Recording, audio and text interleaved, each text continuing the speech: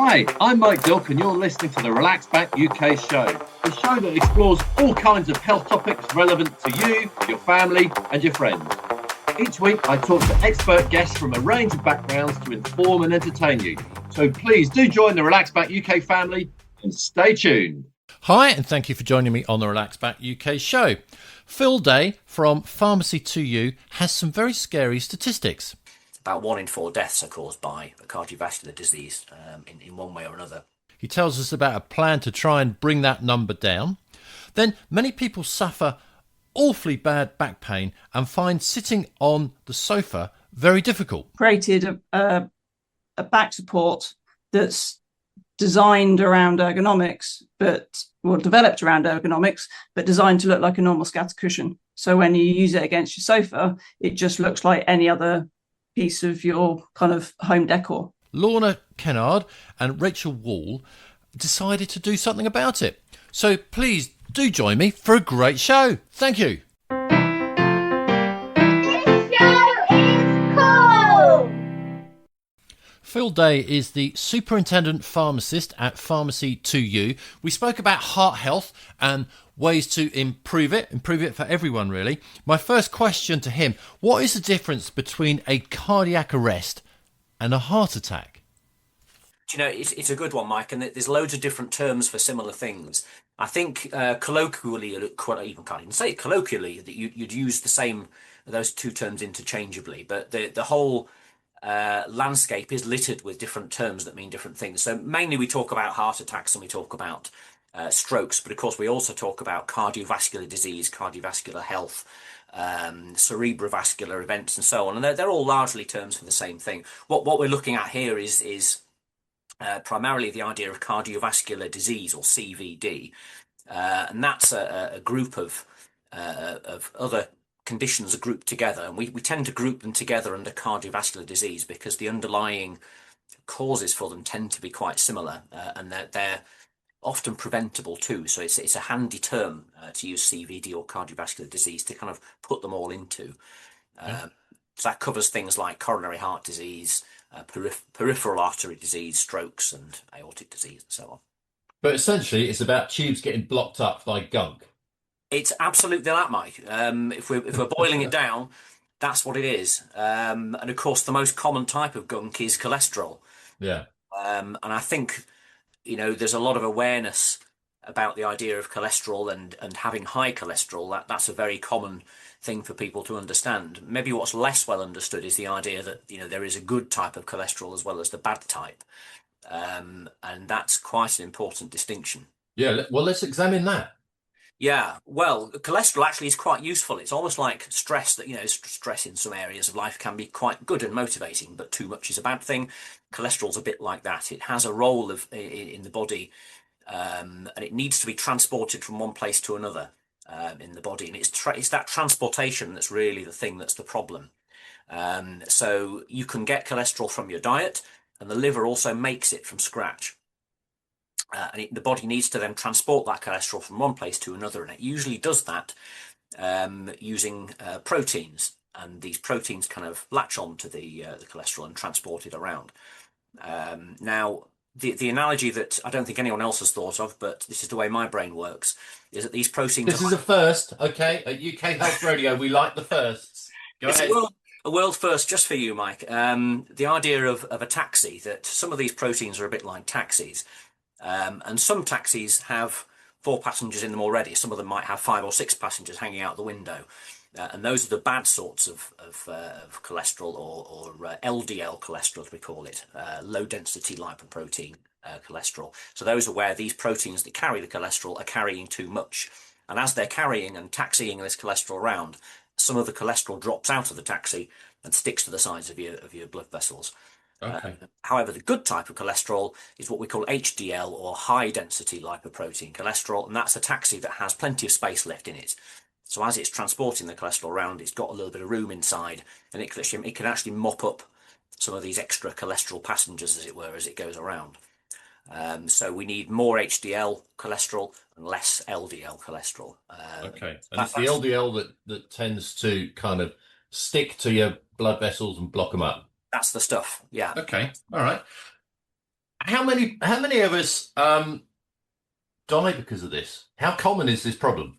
Well, do you know, it's extremely common, and this is why we're kind of wanting to have this conversation now, because I think it's looking at the NHS priorities of prevention now, rather than just waiting until people become very ill and go to hospital. Prevention is a really key manifesto for the NHS now, and this is a huge one. So numbers wise, Mike, you're looking at about I could express this in many different ways, but about 1 in 4 British people um, will die of a cardiovascular disease of some kind or a death related to it. That's about 170,000 annually. So it's shocking figures.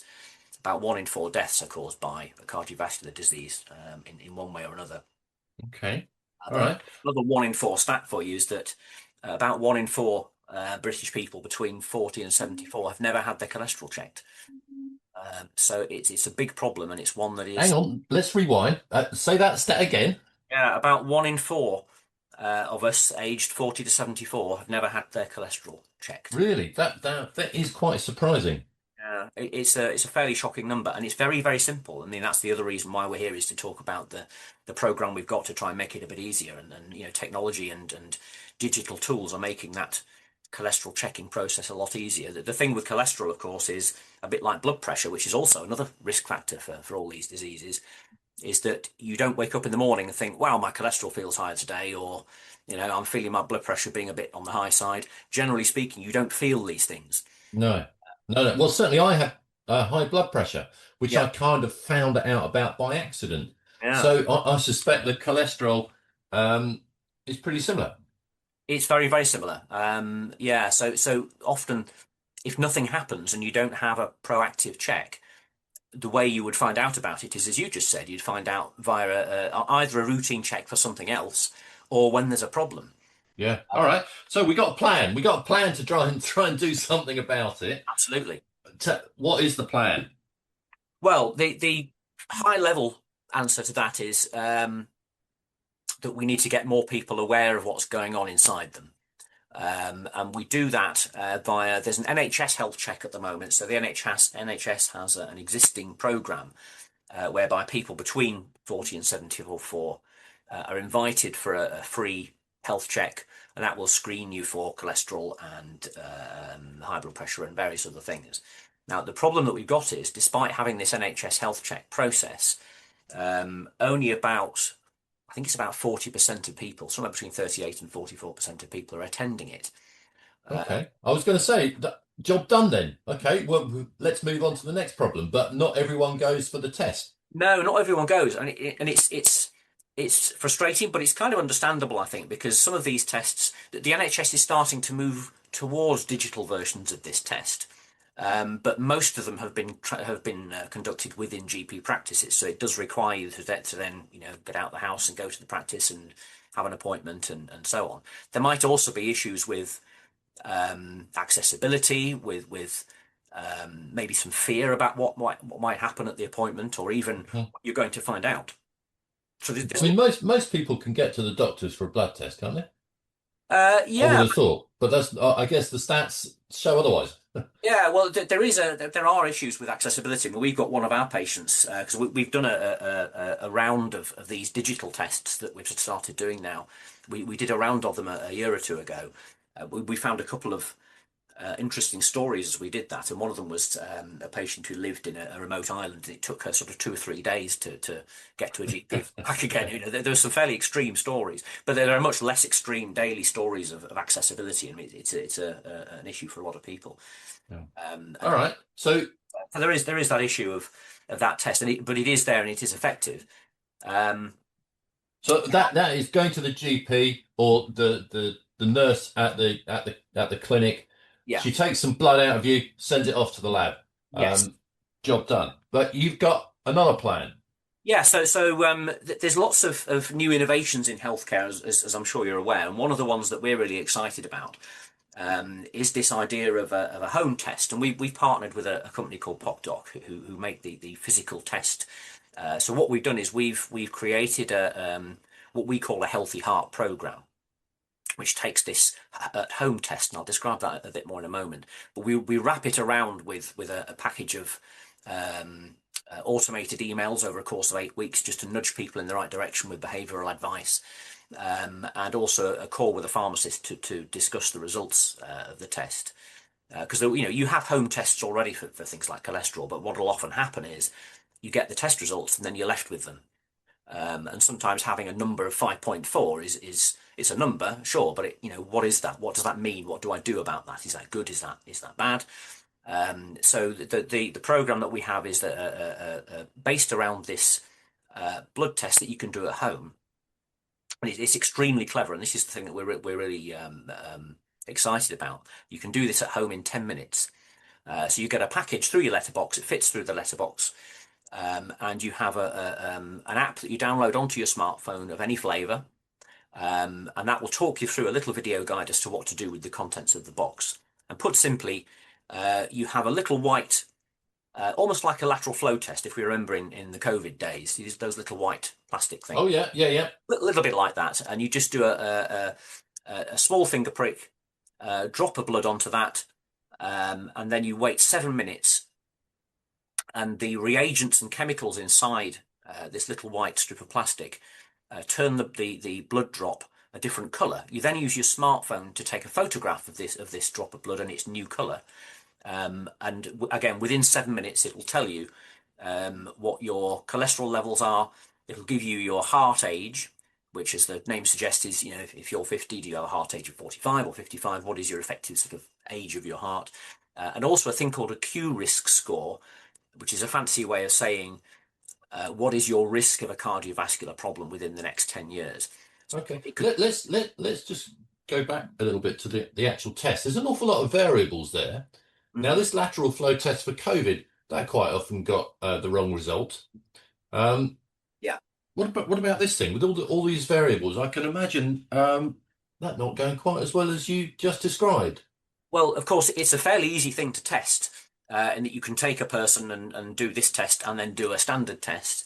These devices have been clinically validated as being within all standard ranges for clinical test results. So we're really reassured by this. This isn't a sort of broad brushstroke approximation. These are clinically validated as being meaningful and accurate. So they're really super powerful.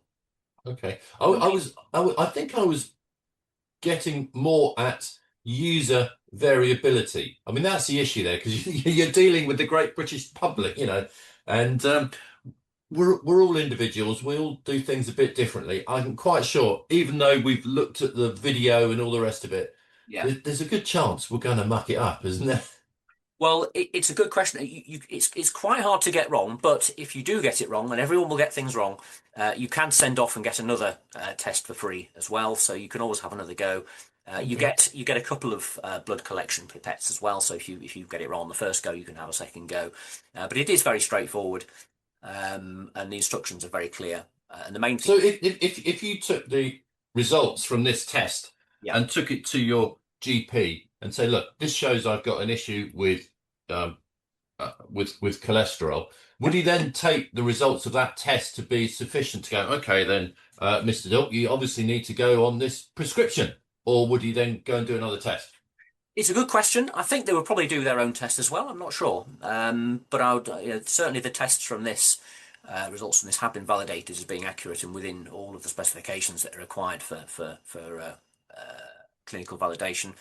But we do, if a patient has a result, usually what we would do here is to signpost them to advice to change lifestyle and factors. But of course, if their risk is very high, so we have a threshold here with this Q risk, which is your risk of a cardiovascular event within the next 10 years. If that's more than 10%, that's the trigger for us to say, right, you need to go to your doctor and talk about this. If it's under 10%, then you can recommend lifestyle measures to turn that ship around. Okay, so that's the consultation side of things. Let's just chat about that for a moment. You say consultation. Is that someone from pharmacy to you on the other end of a phone, or is it the classic chatbot via an app? No, this is one of our highly trained specialist pharmacists on the phone here. So you get a free appointment with one of our pharmacists to discuss not only the test and what the results mean and what these numbers actually mean, but also tailored advice about what to do about it. Because, of course, it will raise many questions. And some of them are things like, well, the most common things we get are about how to stop smoking, how to manage weight, how to manage pre-existing conditions, how to get more exercise, and so on. But there are some things a lot of people might be puzzled because there are sometimes fairly obvious lifestyle measures that you can modify, but there are other things that may not be so obvious. So there are sometimes, for example, familial or genetic factors that might mean that you have a higher risk of cardiovascular disease that you might not know about. And that's why these tests are so important, because there are people who do have a high risk of CV but have no idea. And you can't assume that just because you're fit and you don't drink and you don't have diabetes, that you're not at risk. Which is why we would urge anybody to get a test, because you just don't know. Right. And so you've started to distribute these tests through workforces. Tell us a bit about that plan. Yeah, so we started this a couple of years ago with still a large but a smaller scale distribution than this, just to test that this wraparound care really worked with the pharmacists involved, and as I say, this 8-week program of advice and support afterwards. And it really worked. I mean, the results were outstanding. So what we decided to do now is extend that to workforces. So we've got 100,000 test kits that we're giving out to UK businesses, and we're starting with Royal Mail. So they've been our partner for 25 years. So it seems only right that we offer this partnership back to them. So we're launching that with them immediately, and any other UK businesses that want to take part in this and have a suite of assistance from us and free tests, then they can get in touch with us. Okay. The workplace angle is, the people I think who are in this target range of over 40, but of course anybody could and should take the test, are part of our workforce, and often they're the people who are less likely to have the time and the resources to get out to a GP surgery and take the time off to have the appointment and so on. So if you have a busy life and you're working, you've got a family and you're looking after everything, then a 10-minute test in the middle of the night, if you want to do it, you can do it whenever you like. It's just a great way of having that reassurance and just doing it quickly and easily. My first thought was, if you're looking for bang for buck kind of thing, starting with the post office, because I know there's lots of different people that have different jobs in the post office. They're not all postmen, but a lot of them are, and they do a lot of walking. They tend to be a bit fitter and in slightly better shape than the rest of us. So, would it have been better starting with a load of bankers or a load of taxi drivers or something like that? Because then, they're probably in worse shape. Well, Mike, they are all welcome to join us, and we would encourage them to. But you say that, but the person that we've picked as our sort of case study to show the benefit of this is Carl, who's a Royal Mail worker, who again thought he was super fit and was he actually was a postman, wasn't he? So, absolutely, yeah, a keen runner, and he was he had a cardiac event at work, and it was the fact that he was at work and was found by his colleagues at work, that meant that he got seen and cared for. But he was diagnosed with atrial fibrillation, which is a type of CVD, and he thought he was outside of the main risk groups. And this is the reason why this is so important, is that it's not necessarily the people who are obviously heavy drinkers or obese or smokers and all that sort of thing. Yeah. So has the program so far sort of discovered many people with problems you didn't know? Oh yes, yeah, it has. Any stats on that? Yeah, we've got. I'm trying to think of the number of people that we had. See if I can find that. Yeah, we had about 22%. I think was the key thing that we found. About 22% of people who took the test in our first round had one of these Q risk scores that was over 10%. So that's the level at which we would say, right, you need to go to your doctor and take further tests and be looked into. So we were discovering about a fifth of people, maybe slightly more than a fifth of people who had quite a high risk, and they had no idea of. Yeah. So they are exactly the people that, okay, right, pal, you need to think about this and do something about this, get some help one way or another. Yeah, totally. And then we found also that the heart age piece, about 30% of people had a heart age that was higher than their actual age. No, it's actually 64%, beg your pardon. 30% were their heart age was more than 5 years higher than their actual age, and about 64% of people had a heart age that was higher in any way than their actual age. So we found an enormous amount of risk there, Mm. and of I course, mean, this is kind of quite disturbing stuff, isn't it, really? yeah, well, it is, yeah, and it's disturbing when you think that the only time you might actually realise it is maybe 5, 10, 15 years later when something happens and you wish you could reverse and make Mm. some changes, and it then boils down to habits, doesn't it? I think this is the thing that, I mean, quite frankly, the way of preventing this and reversing this, the steps that your future self will thank you for, as it were, are not very sexy. It is more exercise, healthier diet, be mindful of smoking and alcohol. It's all the stuff that we know about. None of this is new. Yeah. But it's just about the difference between knowing it and internalizing it. You can read something and get a dopamine hit from thinking, oh yes, I understand now that these lifestyle measures will help me in the future. But there's a difference between knowing it in a logical sense and then actually internalizing it and changing habits. And I think what we're trying to do is just to incorporate a suite of support and motivation and that 8-week program of kind of email nudges to try and set a program of habits in motion so that then it All right. becomes part of your identity to kind of. The hardest bit is getting people to change their habits for sure. So good luck with that. Yeah. Here's a slightly different question. So you did this with the Royal Mail. You had great success. Does the Royal Mail have health insurance for staff? Do you know? I don't know the answer to that, Mike. They may well do. Maybe a question for them, but Yeah. entirely. I think they do, actually. And there's an awful lot of people that work for the Royal Mail. So I was wondering, is there potential here for a bit of a backfire of some sort? So if they all do your test and then 22% of them find, goodness, I've got a serious issue that I didn't know about. If I was the insurance company, I'd think, hang on a moment, I think we've got some insurance premiums that need to go up fairly significantly. Well, I think the insurance companies probably realise that this is a massive problem in the population anyway. But also, it's not a problem. I mean, this is the thing about all of this: is it's preventing. We're actually preventing things from happening later. So that the workforce is still working as they are, but what we're doing is identifying the fact that maybe in 10 years' time or 15 or 20 years' time, we're steering you away. We're steering a ship away from a shore that it doesn't need to run aground on. Yeah, I mean, it could, of course, go the other way. The insurance company might think, hang on a moment, they're doing something serious about this. Perhaps their premiums should go down. I don't know. Yeah, well, I mean, that's the other angle, of course, is that they might think, well, you're taking steps here such that in 10 years' time, your workforce doesn't, have problems that they could have prevented now. So, Yeah, I have to admit, from my dealings with insurance companies, I tend to think probably not, but you never know. So, yeah, really. All right. So like you've had luck with this so far. It's worked well. What's the overall objective of this for Pharmacy to You?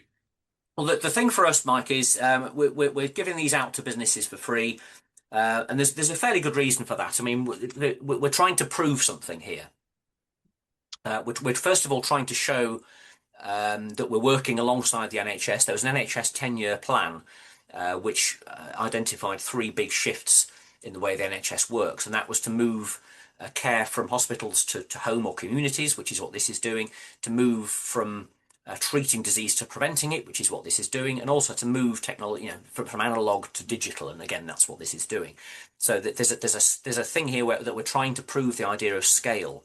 That if you think in the old days, if you had if you needed to see 100 more patients, you'd need 100 more doctors. You'd need to build an extension on the hospital. But now we've got digital tools, and we can scale things up significantly. So we can help 100,000 people check their heart and cholesterol risk without any extra. Apart from the pharmacist and the work we've already put in, we don't need 100,000 doctors to do that. So there's a scale argument. We can then use that with other types of program and really help the NHS with its ambitions.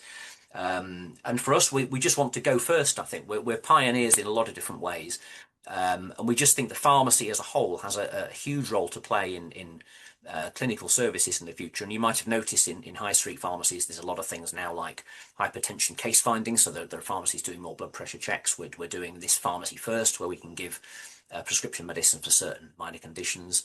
There'll be independent prescribing by pharmacists coming along. So we're moving towards a more clinical future for pharmacy. So we're also trying to prove that pharmacy has this clinical role to play.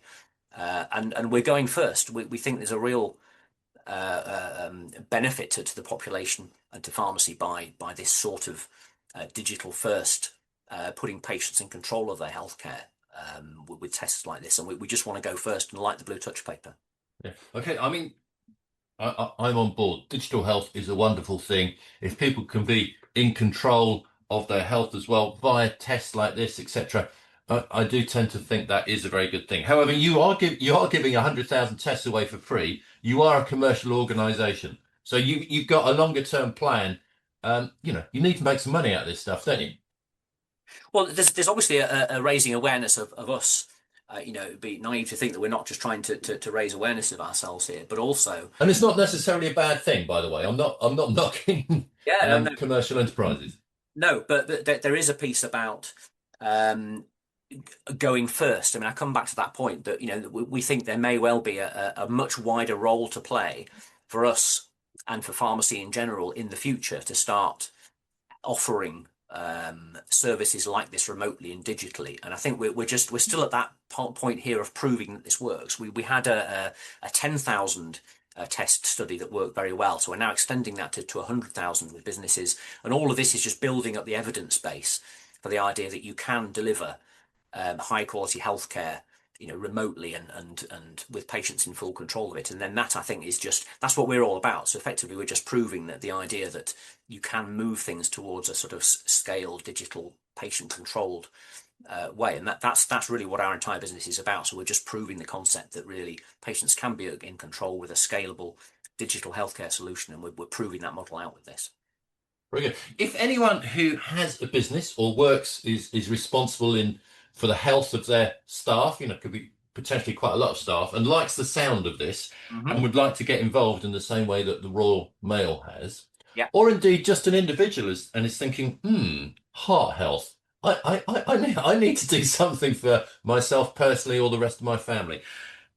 What are some good sources, so good information resources that people can get some good solid information and get involved?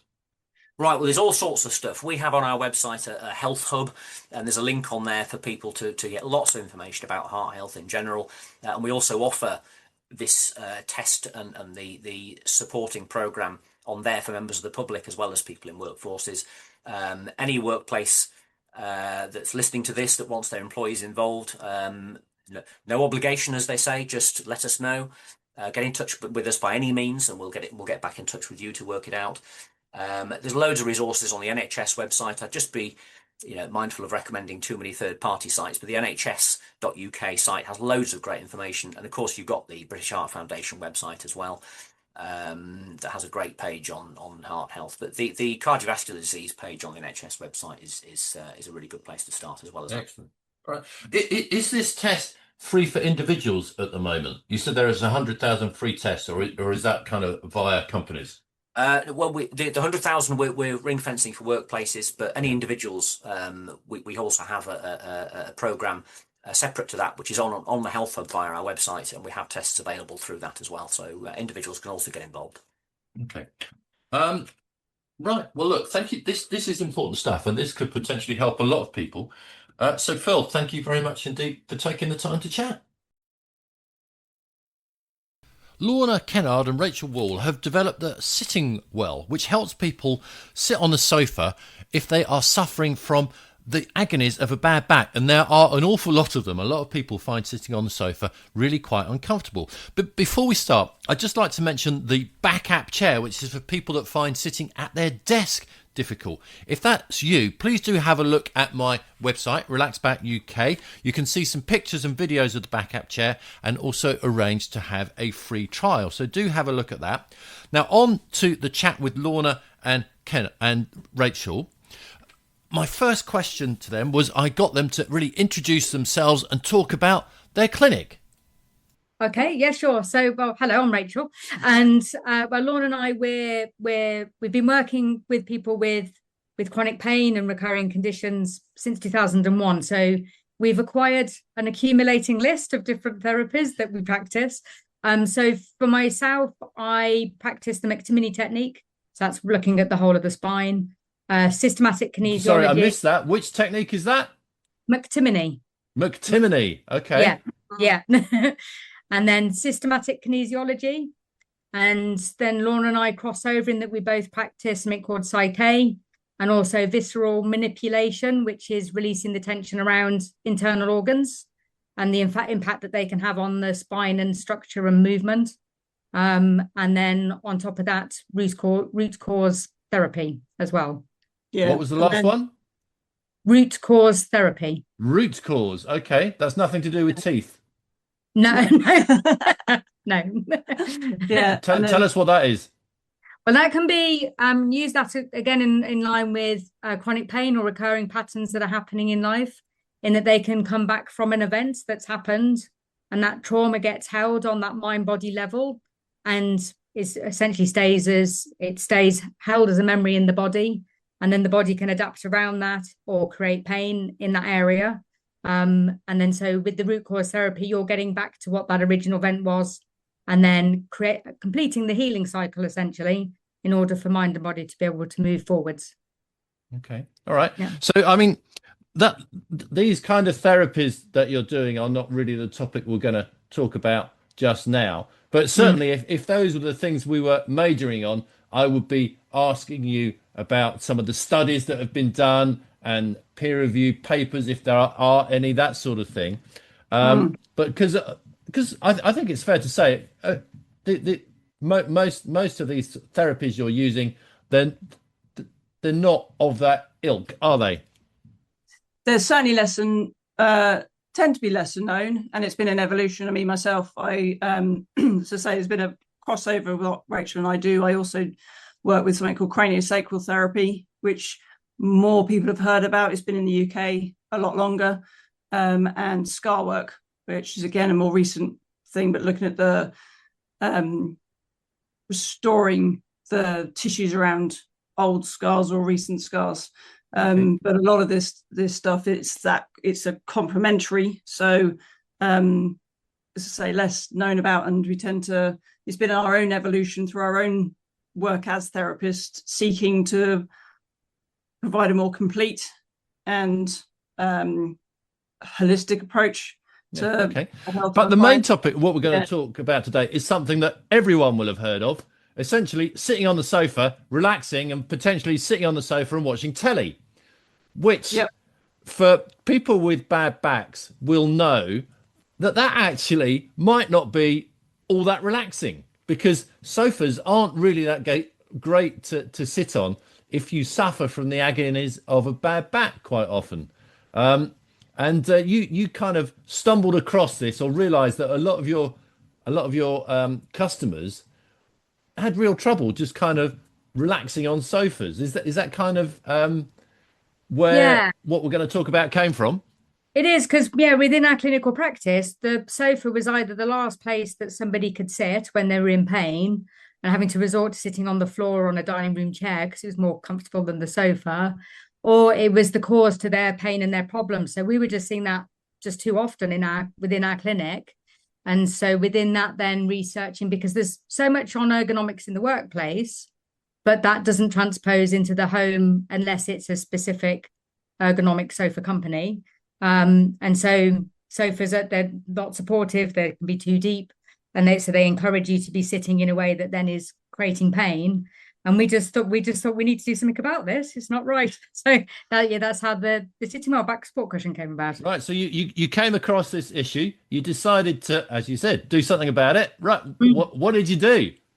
Well, rather hilariously, our first port of call was to design a sofa, and we started working with someone who's from that industry. And when we realized we didn't have a spare 100 grand at the back of our sofa to get to prototype, we thought we need to come up to another solution, which I think actually worked in our favor, because rather than designing a sofa, we ended up designing something that anyone can use on any sofa that they currently have.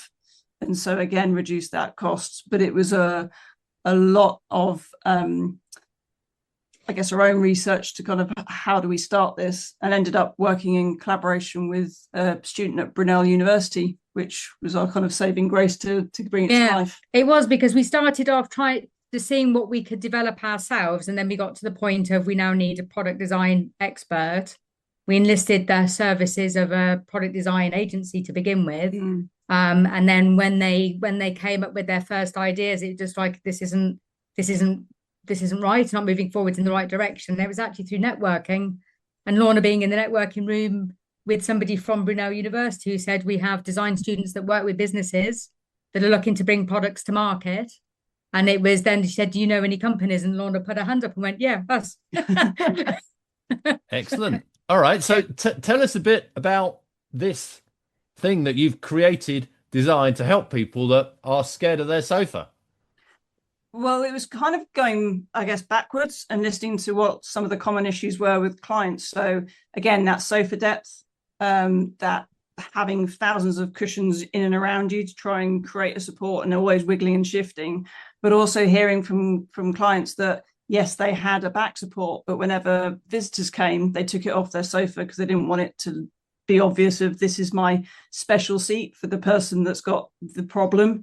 So it was really wanting to create something where no one knew that it was a back support. It was just something that seamlessly fitted into the home. And so in essence, we've created a back support that's designed around ergonomics, developed around ergonomics, but designed to look like a normal scatter cushion. So when you use it against your sofa, it just looks like any other piece of your kind of home decor. Okay. All right. So it looks like a cushion, but if you were to take it apart, I'm assuming you wouldn't find feathers inside, or you might find things other than feathers. So just tell us, describe it to us.